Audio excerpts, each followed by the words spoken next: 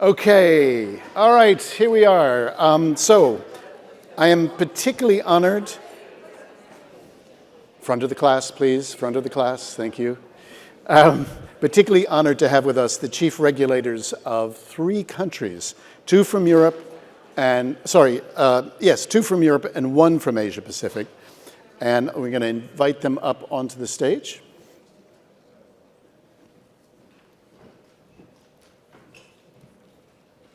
All right, thank you so much. Immediately to my right, we have Celene Craig, Chief Executive Officer of the Broadcasting Authority of Ireland. To her right, Melanie Dawes, Chief Executive of Ofcom in the United Kingdom. And at my far right, Julian Mangrant, eSafety Commissioner of Australia. Unfortunately, Mary Motafaga, the Acting Commissioner, Online Safety Commission at Fiji, at the last minute was not able to attend, but we do have a short video of a welcome from her, if we might be able to go to that. Mula Vinaka. My name is Mary Motafaga, Acting Commissioner at Fiji's Online Safety Commission. I'm very sorry that I wasn't able to join you today. Fiji's Online Safety Commission was established by the Online Safety Act 2018. Our goal is to empower Fijians to be responsible and safe online. We provide Fijians a space to resolve concerns with respect to online abuse, such as online bullying, internet trolling, or image-based abuse. We also provide online safety education and awareness raising to Fijian communities, especially parents, schools, and law enforcement. We are excited about the launch of the Global Online Safety Regulators Network today. For a Pacific country as geographically remote and culturally rich as Fiji, the Global Online Safety Regulators Network offers a great opportunity for members to share information, discuss and address challenges such as cross-border complaints and acknowledging cultural diversity.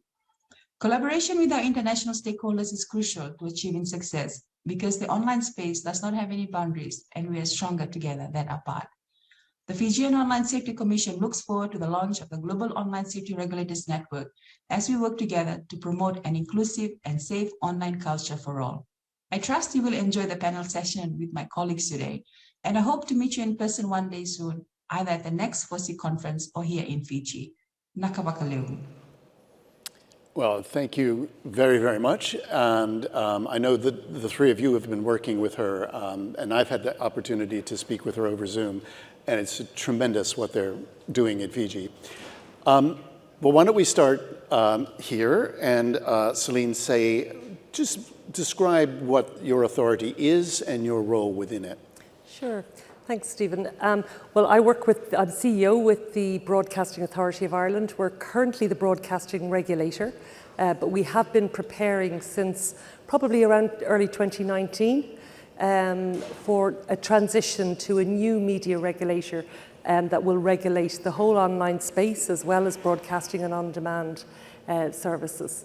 And indeed, even prior to 2019, we've been very active at a European level in contributing to a number of pieces of legislation that were designed in particular to target the regulation of video sharing platforms. Brilliant. Melanie, what is Ofcom and what do you do in that organization? Thank you. Well, I'm the Chief Executive of Ofcom, which is the UK's communications regulator. And we have a broad remit that covers telecoms, spectrum, so managing our country's airwaves, which is very similar to the FCC's remit. But in addition to that, we also regulate broadcasting and media. And once our new laws have come through our Parliament, which I expect to be next spring, we will be the online safety regulator for the United Kingdom. So we have a very broad set of laws that pick up, if you like, where the age-appropriate design code has left off and actually define a broad set of harms in relation to adults and critically children that we will be overseeing the implementation of. We are already regulating some platforms. Some of you in this room already know us. We're known as tough but fair, I believe, by some of our regulated entities because we're already regulating video sharing platforms that are domiciled in the UK. So we published our first transparency report on those platforms just a couple of weeks ago for anyone who's interested. And I think it just shows that, if you like, the terms of the debate about what actually gets public sort of shift when you have regulators in the space. We're there to collect information more systematically, more holistically, and make sure that it's available for everybody to see. But thank you very much to FOSI for having us. I'm delighted to be here. Brilliant. Thank you so much. And last but not least, Julie, what is the eSafety Commission? What's your role? Great. Well, I am an independent statutory authority. We are the first online safety regulator in the world. We were formed in 2015 as the Children's eSafety Commissioner. So we've had about 7 years of runway to build different schemes and programs. We're now the eSafety Commissioner, and our remit is to make the internet a safer, more positive place for everyone.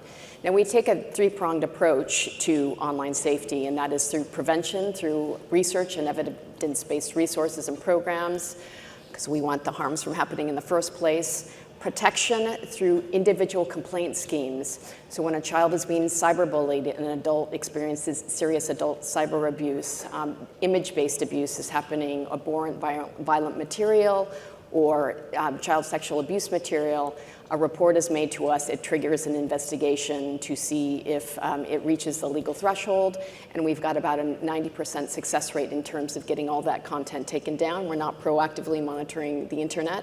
This is really to serve as a safety net when things fail. And we're now wielding some more systemic powers around industry codes, and we have new transparency tools around basic online safety expectations and what companies are and are not doing. Finally, we're looking at how do we minimize the threat surface for the future through proactive and systemic change, through enabling programs like Safety by Design, and as Commissioner Bedoya said, trying to anticipate new technologies. How can they be harnessed for good?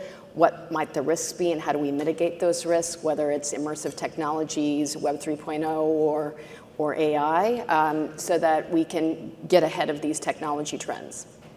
All right, I'm going to keep it with you for the moment, Julie. What is this thing that you're announcing today? Tell us a little bit about the network. Right, well, I have to say it's been a lonely road for the past 7 years. It feels a little bit like we've been climbing up Mount Ventoux at the front of the peloton with all the headwinds in our face and no one drafting behind us. So we're delighted that Ireland and the UK are coming on board. Of course, Canada is looking at setting up a digital safety commissioner. New Zealand is having a content regulation review. Singapore is doing the same, and the European has the Digital Services Act. So the idea here was that we're more effective and powerful together. There's the precedent of the IIC for the traditional regulators, the Global Privacy Assembly. So this is really for us to collaborate and cooperate so that we can use some pincer moves and share enforcement information, but also so that we can really make sure that there isn't a splinter net of global regulations. And we're all going to come from different positions and have different kinds of tools, but we want to be moving on the same trajectory. Right. Celene, how did you come to get involved in this, and what value does it bring to your organization? Yeah, I think we collaborate very regularly over many, many years. Ireland and our colleagues in Ofcom have been collaborating. We've also, I think when Ireland was looking at designing its online safety regulatory regime, it really looked very closely at what Julie and her colleagues were doing in Australia as well. So I think we kind of came together quite naturally in terms of having a very common interest base. What I would say for the BAI, certainly over many years, networks have been absolutely critical, particularly, I will say, mostly at the European level, but we've found them hugely valuable in terms of having the opportunity to really learn from what others were doing, and also obviously over time to be able to contribute as well, and to look at what's, strategies that are working or may not be working terribly well. Also, I think networks have great value in reaching out to, say, the academic community, for example, and really pulling sort of people in around them that can really bring lots of extra value to learning in the regulatory space. Right, right. Melanie, how's it going to work out in practice? Give us some examples. Literally, practically, are you all meeting in person? Have you drawn up a charter? What's it going to look like? Yeah, well, look, it's just the beginning today, and actually it is very nice to meet in person. Normally we're juggling multiple time differences, so for Julie it's actually sort of 9 or 10 o'clock in the morning, and for me it's 9 or 10 o'clock in the evening, and also Celene. So it's great to be here together. And as we broaden and bring on other regulators, as I'm sure we will, I think it's going to be a very, very close dialogue. We will meet regularly at a senior level, at least once a quarter. But we are, all of us, particularly those of us who are setting up new regimes, we're producing codes, we're producing guidance for companies on how to do risk assessments, on the sort of mitigations that we think are proportionate that need to be put in place to protect adults and children from harm. So I believe regulation is a very practical sport. It's very much about evidence, about what is needed and what works. That's always what drives Ofcom. So there's so much for us to collaborate on, because it is in the end about research, about understanding our users, bringing that to companies and saying, look, this is what's going on in the UK with British teenagers, for example, but there will be very, very similar patterns in all of our countries. And I do believe, as my colleagues have said, that it is about joining up so that we don't create that splinter net and get in everybody's hair by just being a little bit different in ways that we could avoid. But it is also about us actually acting in a concerted way to achieve more change, to be honest. And there will be times when we may decide even to do enforcement action together where we believe that's appropriate. So it's early days, but I think this will be a real force for good. Yeah, and is there any membership criteria? I mean, we have folks from South Africa viewing in, we have folks from India visiting us. I mean, how does a country come to get involved with your network? Yeah. Any of you? Well, I mean, shall I say something about that? Basically, any regulator that, like ours, is independent of politicians and of governments, that's really important for us all, that is based on evidence, that believes in values such as freedom of expression, which is incredibly important as we take on this task. We're really keen to reach out to anyone else who wants to work with us. Right. And Julie, we're here in DC. What message would you give to U.S. regulators? Right. Well, again, we're working in a different, very different milieu. And of course, I spent 22 years in industry, 9 years in DC. And for my sins, I helped shape the Communications Decency Act with you and others from organizations like CDT. And I think for a long time, governments have been reluctant to put what they would consider to be the brakes on this incredible technological revolution. But I do think we've reached that seatbelt moment, and I talk about the seatbelt moment. I think about Ralph Nader and Unsafe at Any Speed 55 years ago, when he was talking really about the Chevrolet Corvair, but there was very compelling evidence that embedding seatbelts into cars would reduce traffic fatalities. And of course, at the time, the auto manufacturers pushed back. And now we take for granted that seatbelts are embedded and that there are airbags and that cars differentiate their products based on safety, and they're guided by international standards. So we're in the early part of the journey here, but regulation is coming, and we're going to do it in slightly different ways. It'll be interesting to see what can move through Congress, given the close numbers. But I was very heartened by Commissioner Bedoya's conversations. We play a coordinating role for online safety in Australia, so the U.S. may not, want to tackle individual complaint schemes, but they may want to do more around coordinating agency responses or more around prevention of harm. So we'll all keep talking because we want to bring the U.S. along. I mean, this is the home ground for so many of the many platforms and technologies that we're using today, and I think regulation has to be nimble, and it can encourage and stimulate innovation. It doesn't have to be seen as a friction point.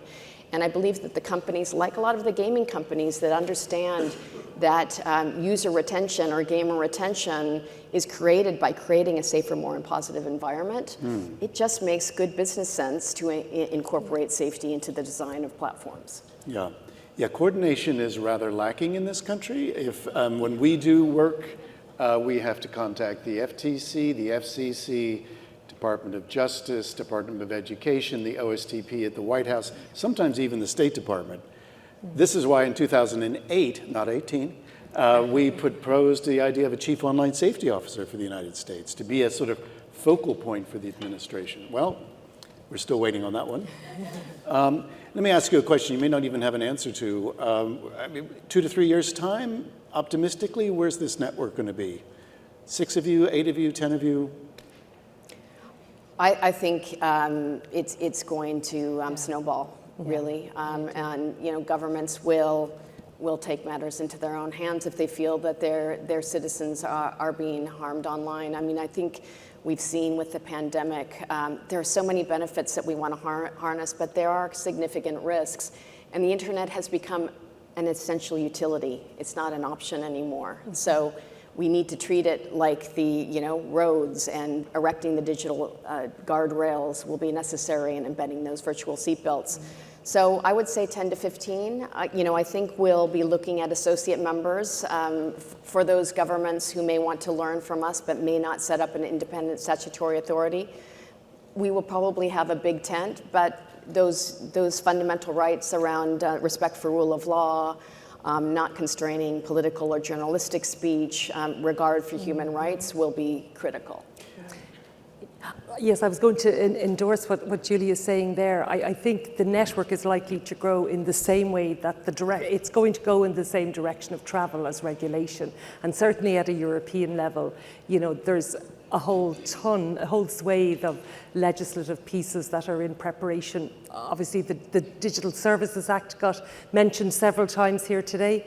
That's the one that's really sort of ready to roll out. But there's other pieces as well, and that's, without any doubt, that's the direction of travel at a European level. So I think with that level of regulatory activity that comes with that, I think networks like this people will want to join networks, will want to participate and try and share and learn, I think, from people like Julie's authority that have sort of really pushed the boat out there in a very sort of brave way, really, over the last few years.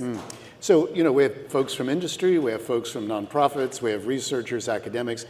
Will they be able to interact with you guys? Is there a structural way for that? Is it informal? Have you figured it out yet? Well, I think we're going to want to be open to all options, actually, and maybe that we can hold events together. I'm sure we're going to be collaborating and doing joint work together. So just to give you an example of what we've already learned from the UK perspective, we've set up a body called the Digital Regulators Cooperation Forum, which is a mouthful, but we're regulators, so we quite like long, slightly incomprehensible names. It's known as the DRCF, but what it does is join up and put resource into our privacy regulator, our Information Commissioner's Office in the UK, Ofcom, our Competition and Markets Authority, which is like the FTC here, and also our Financial Conduct Authority. And as 4 regulators, we've come together on digital regulation issues to work together. And we've been doing that now for 2 years. I've chaired that in its early phase, and we have really been surprised by how much there was to do together and how much potential this has had. So we're looking together into questions like, how do you audit algorithms? Can we grow an industry that allows us to do this in a transparent and consistent way? We've been doing work together on metaverse, on Web3, on whether there will be significant differences there that require our regulatory regimes to adapt, or whether actually they're already covered, which is what we actually think they are in the UK at any rate.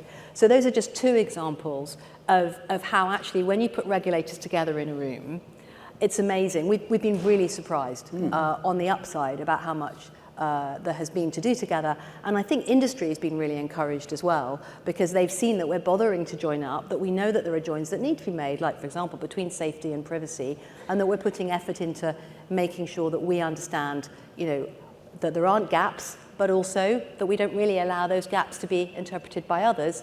We need to understand them as regulators. So when we work internationally, it's the same set of principles for me. Brilliant, brilliant. Anything else on the network? Go ahead. On this, well, I was just going to pick up on Melanie's point there. I think the online regulation in the online space has created this need to have more interaction with adjacent areas of regulation, more so than has ever been the case, I think, in the past. We're following a not dissimilar path. It's still in very early stages, but certainly the competition and markets areas is very close, and obviously data protection very close for us as well. So, and I think that sharing those experiences of regulating platforms as well is an important one to share. Yeah, and I think it's not necessary to reinvent the wheel. We took a page out of the UK's playbook, and we created DP Reg with our consumer and competition authority, ourselves, our traditional media authority, and our privacy commissioner. So we have a common view across of the digital regulation space. There had been proposals to create one big, huge digital regulator, and we just thought it was more effective. We all have domain expertise, and that domain expertise is really important. And you see by necessity, and we've known this, I think of it as four legs of the stool. You've got competition and scams, and you've got security and privacy and safety. If one of those is prioritized too much over the other, then the stool falls over. So we do need some balance. We do need to recognize that these all represent fundamental rights that need to be balanced, and working together makes sense.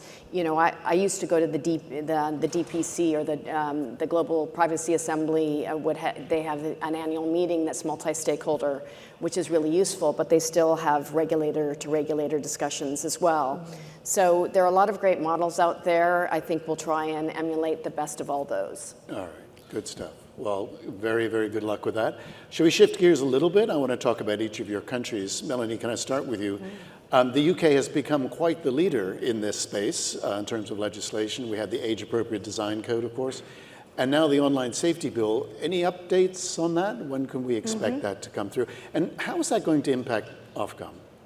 Well, I am expecting the online safety bill, which has had a pause. We've had a lot of political events in the UK in the last few months. We've had 2 changes of Prime Minister specifically. So third time's a charm. But we are expecting the bill to be reintroduced and to resume its progress through our Parliament pretty soon. And we are meanwhile pressing ahead in the UK. We published a roadmap in July, which set out how we expect to regulate, what will happen when, the principles we'll be following, the various stages of our consultations, the guidance we'll be producing on risk assessment, on codes of practice, our own sector risk assessment, which we'll be doing for the first time next year. So that's there. Check out the Ofcom website. There's a lot on it. And we've been very lucky because our government has actually funded us in advance of the fee regime, which will be our long-term funding model. And so we have already got nearly 300 people in Ofcom working on these issues. And we have, as you say, Stephen, built up quite a lot of experience and expertise. People have joined us from industry, from civil society, from a whole variety of different backgrounds, tech, legal, economics. Not yet child psychologists, and that's something I will take away from today as a really interesting thought. And say something about the research that you guys do, because it's pretty impressive. Well, Ofcom's always been, very much an evidence-based regulator, and we believe that our first duty really is to understand what it's like for the British consumer. So, we've always researched what people are getting up to online, the eye-watering amounts of time that children and adults are spending online. Sometimes it feels as though the UK is the world leader in being on your phone or on a tablet, but I don't think we are. And we just simply believe in that because it illuminates really what we're here for and what we stand for as a regulator. We don't have any purpose if we're not here to improve outcomes for the public. So research has always been a really important part of that. We have, we always put quite a bit of resource into our research budget. In the last year or so, we have really got ahead of the curve on online safety. We've published research on, how it is that children come to harm, on children's and parents' attitudes to age verification. We did that with our Privacy Commissioner, the ICO, very much trying to join up across the boundary there. We've done a lot of work on how, for adults actually, women experience online abuse and harassment differently from men in greater measure, but also experience more emotional impact and experience different kinds of harm than men do. So that was a very interesting piece of research from us over the summer. So we'll carry on doing this, and I think a lot of what we hope to bring is to be able to share some of that expertise. We feel very lucky that we've had the resourcing we've had, and we're determined to use it for as much good as we can achieve. Well, and for an organization like FOSI that believes in enlightened public policy, enlightened by research, we're a huge supporter of CAMERA, Senator Markey's bill, which would allocate $95 million to the National Institute of Health over 5 years to research into the mental health impact of social media on kids, et cetera. So we need to catch up with you guys, big time. Celene, what are the main challenges you guys are facing in Ireland in this space? Okay, well, maybe not so much a challenge, but something of a relief. We're hoping to have our legislation through literally within a matter of days, certainly before the end of November. Once that's in place, we will be establishing our new regulatory body. BAI staff will transition into that. That should happen hopefully very early in Q1 next year. And that will be immediately required to hit the ground running, really, in terms of drawing up an online safety code, starting to look at the whole compliance and enforcement framework then for the online services as well.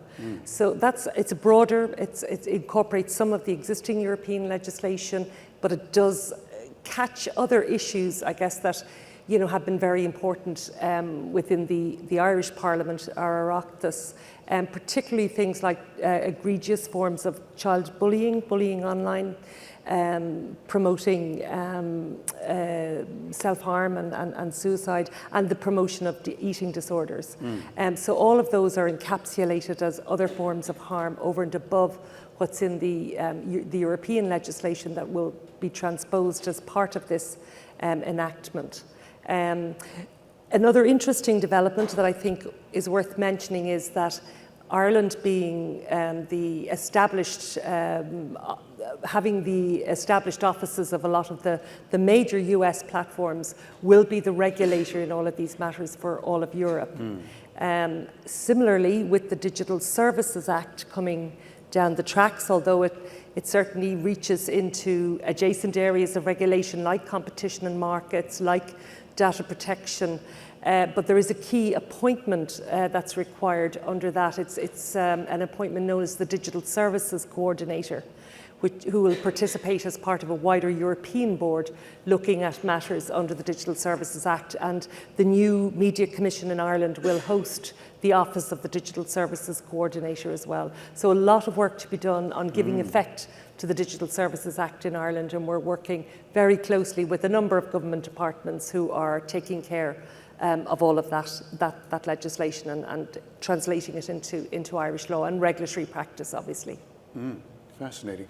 Julie, what lies ahead for the eSafety Commission? And I can't not let you go without addressing the upheaval going on in the tech industry, particularly your former employer, Twitter. Yeah. Now, I have to say on a personal level, it's really crushing to see the self-immolation that's sort of happening at Twitter right now. A lot of us join the technology industry because we believe in tech for good. And a lot of us act as safety antagonists within the company to push the leadership to do more and to do better. And being in trust and safety is one of the hardest jobs in technology. You're literally seeing the worst of humanity. You're seeing children being tortured and abused. You're seeing decapitations and terrible terrorist acts.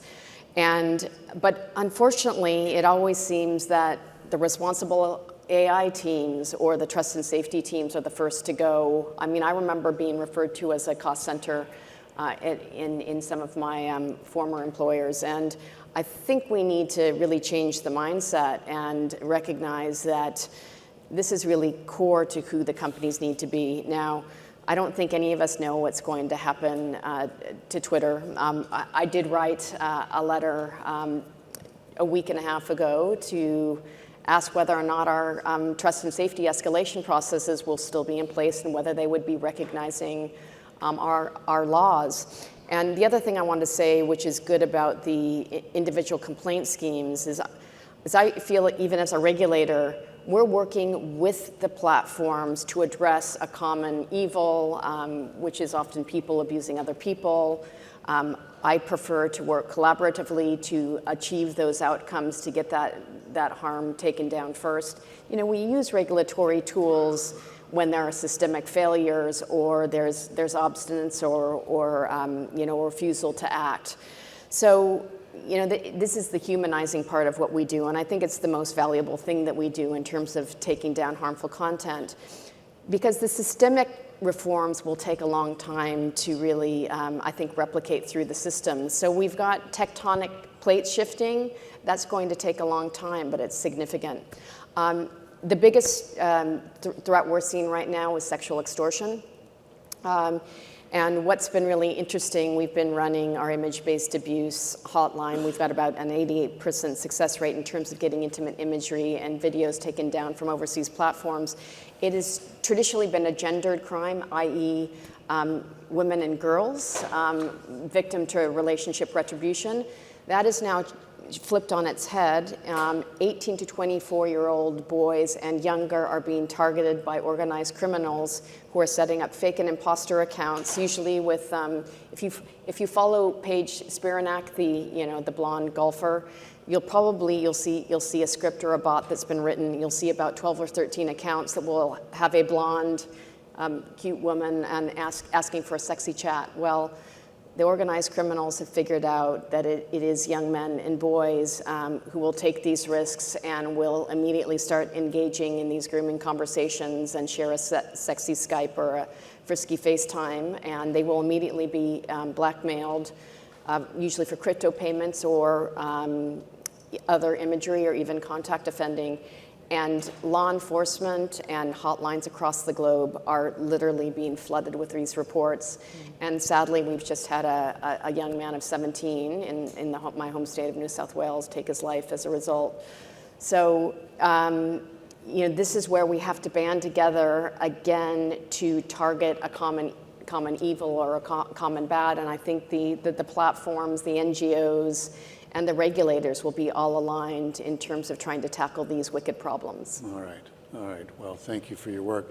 By the way, I do want to correct something. Someone came up and congratulated me and FOSI for setting up this regulatory network, and I said, no, not, we're offering the stage to you guys to do that. This is something we will obviously follow and would love to cooperate with, but it is not a FOSI initiative. People don't usually close with the regulator panel, particularly when we're right before the drinks, but You guys are going to earn your drinks Not long tonight. Well, hold your applause. I want to give you all, because first of all, we're just incredibly grateful that you've traveled this far to come here to make this announcement at our conference. We are obviously very, very much looking forward to working with you all and hopefully the folks here in this room and watching online. Tweet length, well, maybe not tweet, 30 seconds or less. What would you like to leave us with, either about the network or about Ireland or just some words of wisdom? Celene, I want to start with you. Yeah, I think this has been a really good initiative, and I see it having lots of potential, and I do see it growing as a network and becoming quite a force, I believe, over the next few years. Brilliant. Melanie? Yeah, well, look, when I leave here tomorrow morning, I'm going to California to see many of the platforms represented in the room today. Not Twitter, I should say, they cancelled. My message will be that we are here to be very proportionate and evidence-based. And I think in the US particularly, a lot of the debate is around freedom of expression and First Amendment rights. And that is really important, particularly for adult discourse.